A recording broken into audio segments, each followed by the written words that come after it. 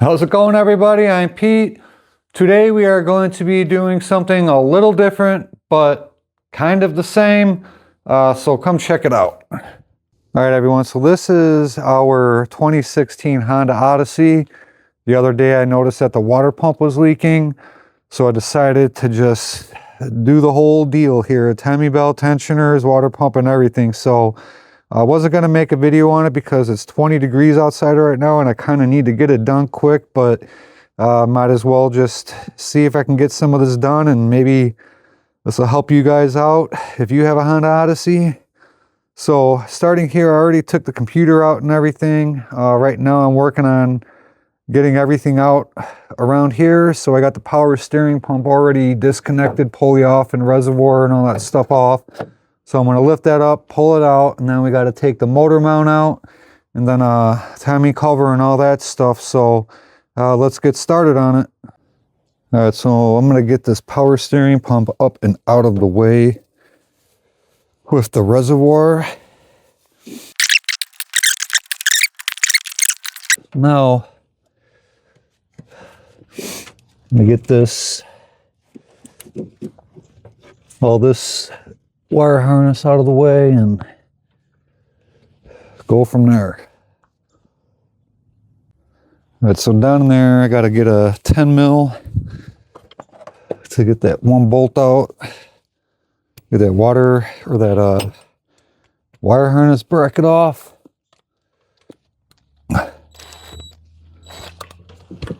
This one here. Okay, I got that. Should just lift up, get that out of the way. And then I think it's a 17 mil to get this one bolt out for the motor mount. There's a couple of those, so let me go get that. All right, so I got a 17 mil. I'm gonna start at least cracking these loose. It should come out fairly easy. I mean, this car only has 135,000 miles on it. I bought it with 20,000 miles on it about 6 years ago, and this thing has been very good to us. Haven't really had any issues with this Honda whatsoever. Knock on wood. I mean, been all over the place with it. Florida, Idaho, all over the Midwest. The motor mount out. Kind of trying to keep all this together so I don't lose anything. I get that other one off. Oh, dropping stuff. All right. So there's that one. Okay, so the harness is out. Now we got two 14s down there, but so we got a 10 millimeter there holding the ground wire down. I'll pop that off. And then there's two 14s, the motor mount, and that should come out. And then it should be pretty much ready to go to get the timing covers off. And then I got to jack up the car, take the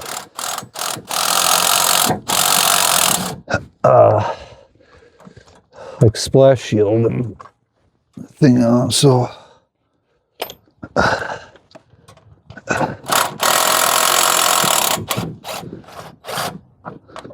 trying to keep everything organized here. So now, okay, there's that motor mount bracket right there. So then we got two more 17s down there for the actual mount.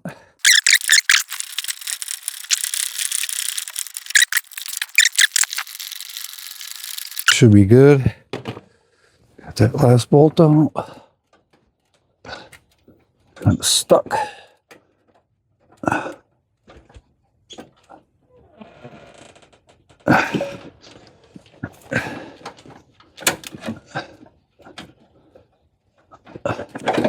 There we go. So there's the motor mount. That don't look good. Well, let me jump online so you can find one. All right, so we got the motor mount coming. It was another $50. So now the next step is you have all these 10mm bolts on the front and rear timing covers. You see you got a whole bunch down here too. So some of them are hidden in the middle of the cover as well. So I'm going to start getting all of those out. And then there is also a 10mm bolt right here that holds down the wire harness to this engine mount bracket. That's got to come off too, and so does the tensioner.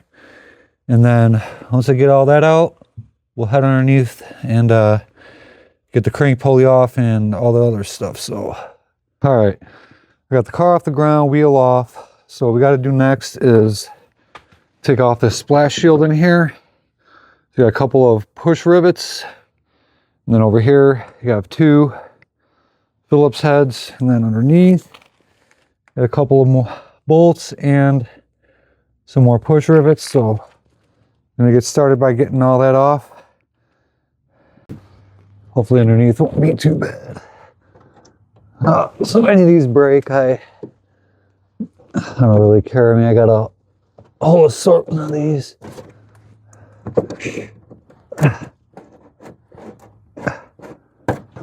Yep. Oh, that's fine. That's like where when I was working at the body shop, we had a freaking whole storage of these things because they just never want to come out. They always break. Got one. And then this one here. Oh, that didn't. Okay. Oh, that didn't go too good for that. Yeah, whatever. Let me get these screws out right here.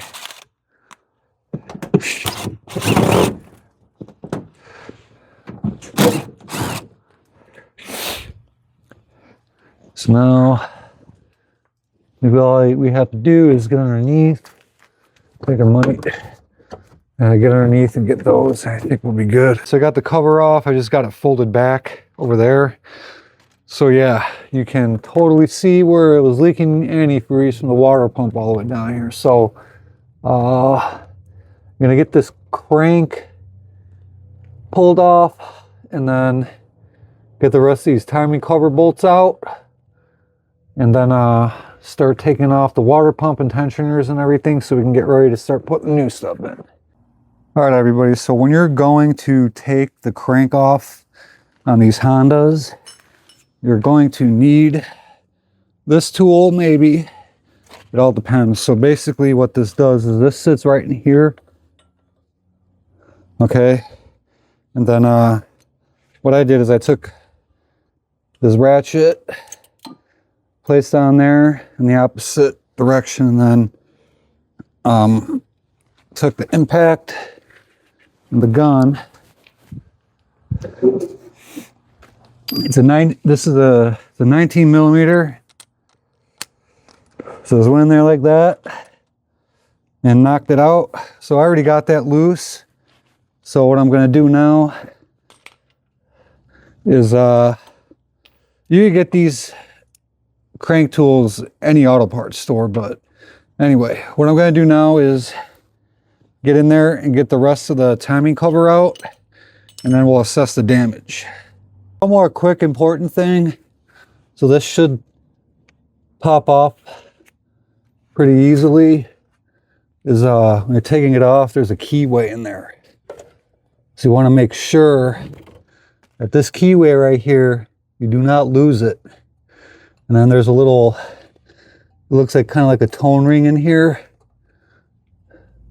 So I'll make sure with this tone ring, or whatever you want to call it, washer, goes back on the way you took it off. You can see it's got like the little splines from the timing gear right here. So just be careful with this and make sure that you put it on the way it came off. And also, like I said again, careful with this keyway, make sure you don't lose that. So just so you know. All right, so the timing cover is off, and you can definitely see all the way up there the water pump is leaking. And it sucks because the timing belt and everything looks like it's in really good shape, but that's all right. It's a calling. It has to get done. So what I'm going to do now is get this dot right here on the timing pointer right there. So we got to turn this so it lines up with that mark right here. So that way we're at top dead center. So let me get this lined up, and then we'll go on the top and we'll double check the cams and make sure those are lined up with the timing marks as well. All right, so I got the crank lined up with the marks on the back of the motor. So let's go on top, and okay, so on the cam right here, you have a mark that says number 1. And you can see that it's lined up exactly where it needs to go up here with the mark on the back of the cam cover. So we're good there. So now, got to get back here and check this other one. So back here, let's double check these marks.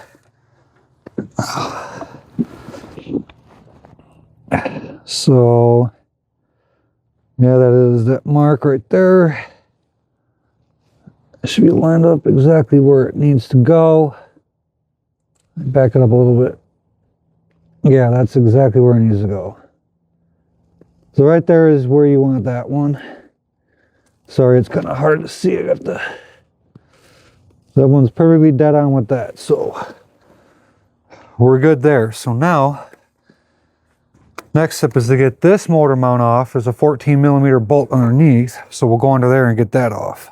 So right up here is that last 14mm bolt to get that motor mount bracket off, and it should just fall right off.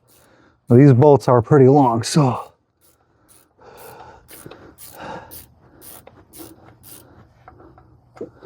hopefully, I already got that out, so now it should just pop off. All right, everyone, so I got the motor mount bracket out. I got this bolt out, that bolt out. This one is hidden in there. I didn't know it was there, but it's a 14mm as well. So I popped that out and took this thing out. So now you can pretty much see everything that's going on under here. So what we're gonna do is we're gonna take the tensioner off first, and then we're going to take the tensioner pulley off up here, and then the timing belt idler pulley right here, and then the belt will pop right off, and the water pump is right here, so it's behind all this. So these are all 14mm bolts, it looks like, and some 10 mil. So I'm going to get all these knocked out and then take the belt off. Okay, everybody, so I got the tensioner pulley, and the timing belt idler pulley off. So now we're going to take the water pump off right here. There's 5 10mm bolts, 3 on one side and then 2 on the other. You can definitely see where it was leaking from. So let's get that popped off, drain the coolant, and start assembling the other parts. All right, so the water pump is off, all the coolant's drained, so I'm gonna go and clean this up a little bit, some brake clean and a wire brush, and then put the water pump on. But so this is the old stuff. That's the old pump. You can clearly see where it was leaking from right here. And then the old tensioner pulley, and the timing belt idler pulley. So this is the kit that I got from Napa. That is the part number. I'll also leave a link in the description for this. So with the idler pulley, you want to make sure that this part is facing up and the bolt goes in the correct way, just like that. And then for the tensioner pulley, you have this sleeve on the back that you're going to have to pull out and install right into there. And the bolt goes back in like that. So then, yeah, I mean, this stuff was pretty good shape. I mean, the timing belt and everything were in good condition. The tensioner was leaking a little bit, but yeah, it sucks, but it is what it is. So I'm gonna get this water pump prepped, and then we're gonna put it on and get this assembled and get this car back up and running. All right, everybody, so the water pump is on.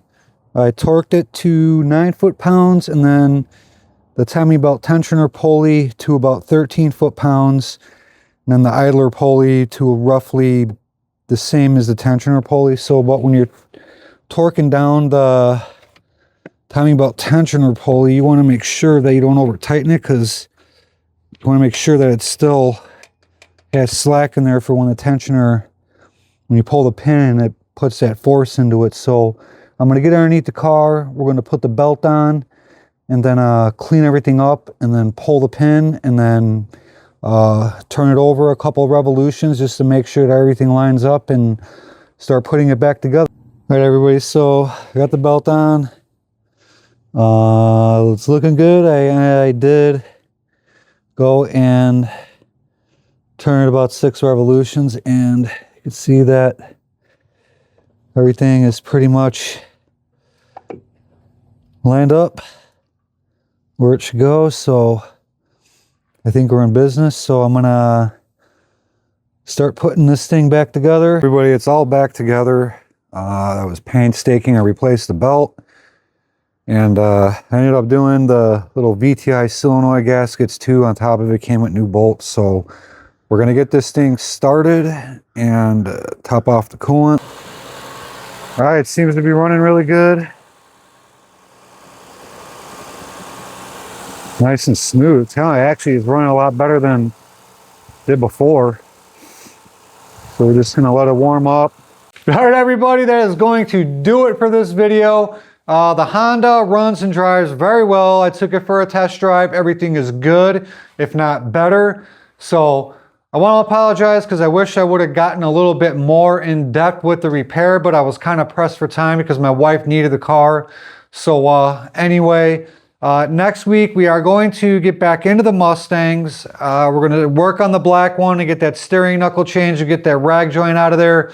Also, I do have parts for the engine for the GT350 coming, and I did do one more thing. All right, so I received a pair of Eibach Sportline rear lowering springs. So we are going to take the Eibach Pro Kit springs out because I don't like the way it's sitting. I did some research, and these are obviously the choice for a lot of people that own like SVOs and a lot of 4-cylinder Mustangs. So we're going to pop these in and see how it sits. So in the meantime, like, comment, subscribe, share, hit that notification bell. More importantly, have a good day, and I'll see you in the next video.